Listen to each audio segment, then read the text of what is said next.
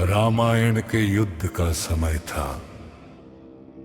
चारों ओर भय और असुरक्षा का माहौल था। लंका, जो राक्षसों की नगरी थी, वहां अधर्म का बोलबाला था। लेकिन इसी तमस के बीच एक ऐसी घटना घटी जिसने भक्ति की परिभाषा को हमेशा के लिए बदल दिया।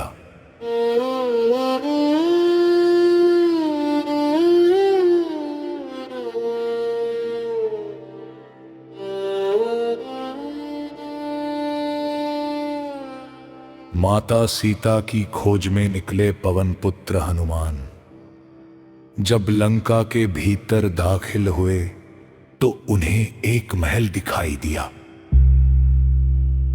वह महल बाकी के राक्षसी महलों से बिल्कुल अलग था। वहां तुलसी के पौधे थे और दीवारों पर पवित्र राम नाम अंकित था। हनुमान जी हैरान थे कि राक्षसों की इस नगरी में ऐसा राम भक्त कौन है। तभी भीतर से जागकर प्रभु श्री राम के नाम का स्मरण करते हुए विभीषण बाहर आए।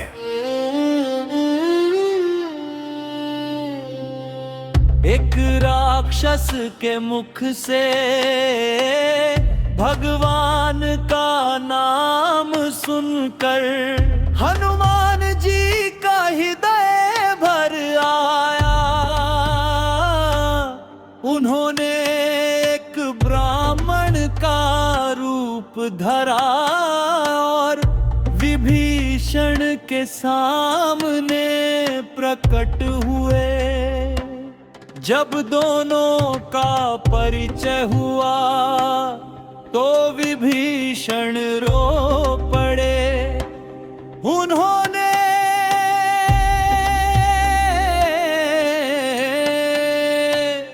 हनुमान जी से कहा, हे वानर राज, मैं इस लंका में वैसे ही रहता हूं जैसे 32 दांतों के बीच में एक बेचारी जीभ रहती है। हर वक्त डर रहता है। मैं अभागा हूं, राक्षस कुल का हूं। भला मुझ पर प्रभु श्री रघुनाथ की कृपा कैसे होगी?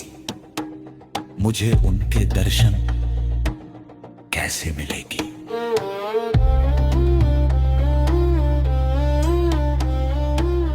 विभीषण के बातें सुनकर हनुमान जी ने मुस्कुराते हुए